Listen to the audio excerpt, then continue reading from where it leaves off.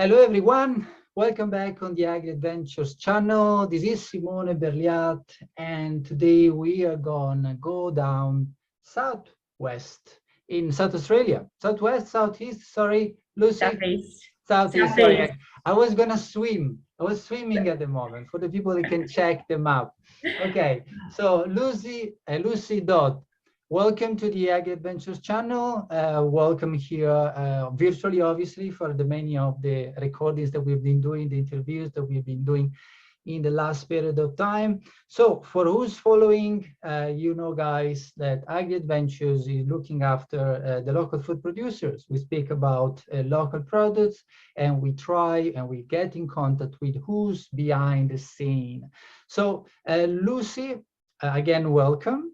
Thank you. And would you like to tell us a little bit more about yourself? Like, why did you end to have a business in food production? And maybe you can tell me a little bit more about where you are located. That's why it's interesting. No problems. So I am the owner of Lowan Park Produce, and the main things that we do is to grow pasture-raised chicken. So I predominantly think of myself as a farmer, but as I've gone down this trail, I've identified and found out that I'm a food producer as well. And what I love about the business or food business side of it is I get to spend a lot more time speaking to my customers about why it is the way that we grow the way that we do, and looking for different value-added products from the farm gate. So what we farm here at Lowan Park is the chickens. We also have cattle, and we do some crops as well, mostly canola and oats. But the cattle and the cropping, we sell those to the main commodity market. So that's really our pure farming side of things. But then with the chickens, we sell those to butchers, restaurants, direct to customers, and at farmers markets. So we have a much closer relationship with our customers. And we get to share our story of how we farm and why we farm the way we do, hopefully in a sustainable manner. Okay. And why did you end over there? Like, did you decide to start this business? Did you purchase the property and you launched yourself in the Australian countryside, or there was a connection? Yeah. So the land that we farm on has been in our family since the early 1920s. So the land that I am on now, I grew up on, and I farm with my dad, Wayne. And I grew up here, and then I went to study, and I worked in other areas in government and in sustainable agriculture in a government sense. And then I came back to the farm 4 years ago.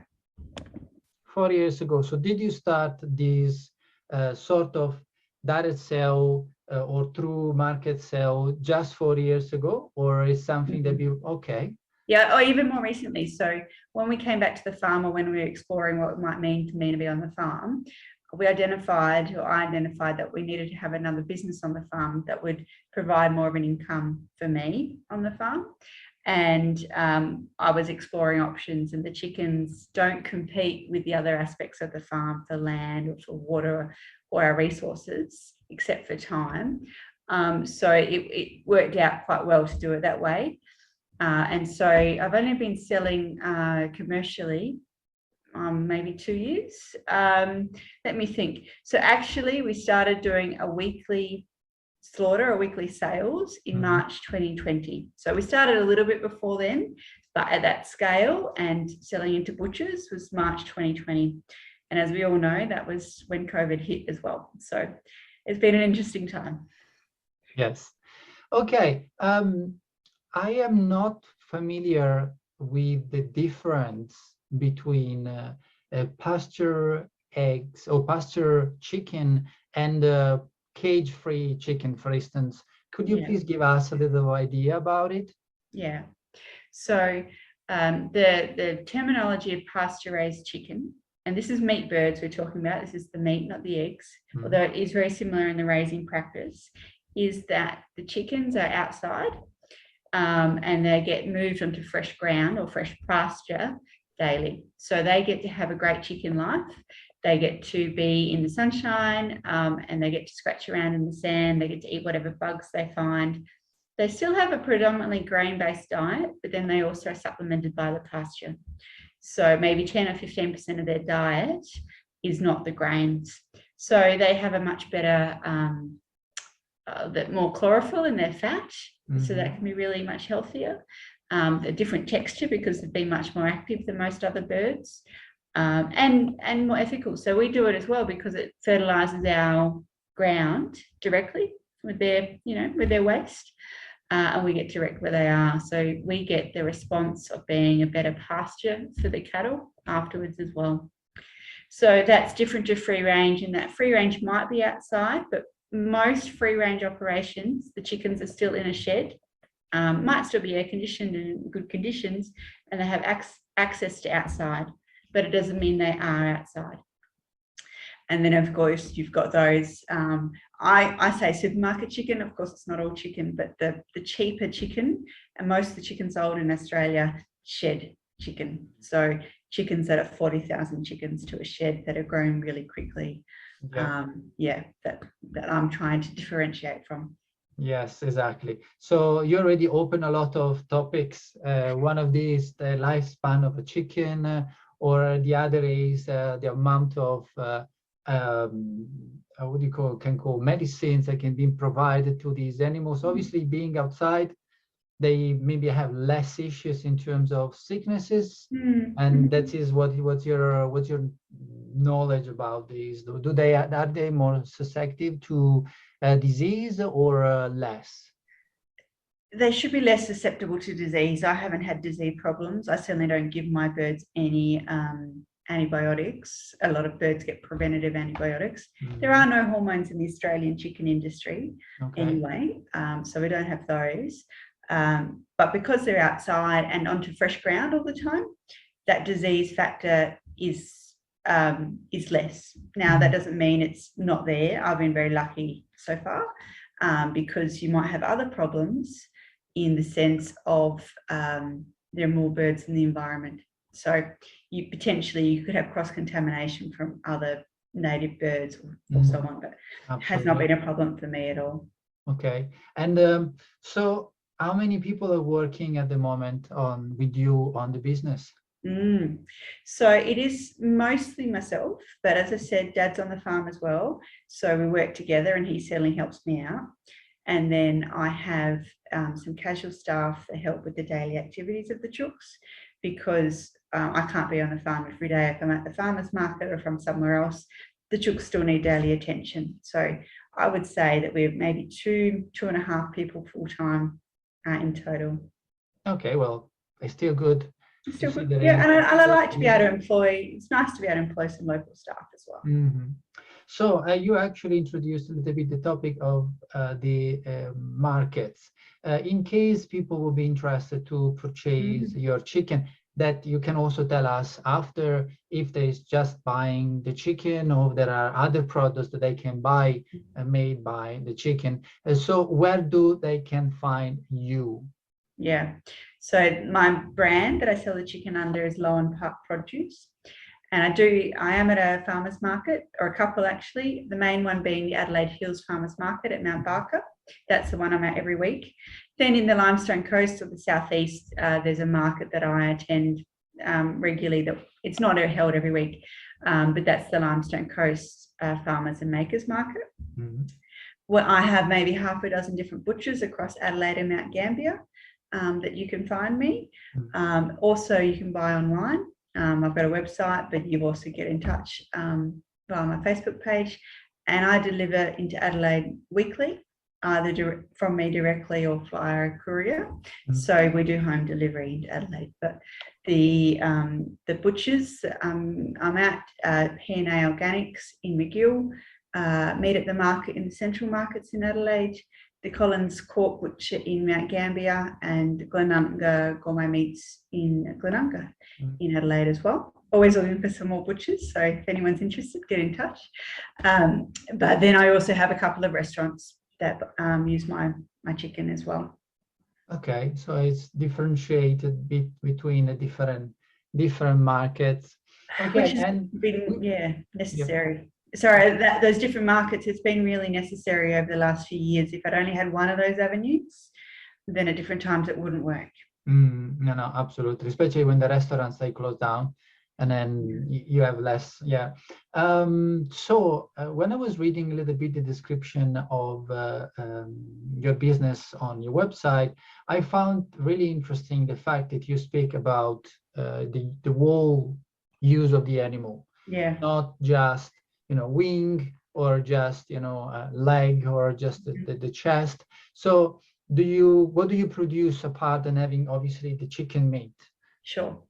Well, the chicken meat is still the main thing. And when I started doing the chickens, I thought I'd only sell the whole chickens. But far less people know how to roast a chicken than I realized.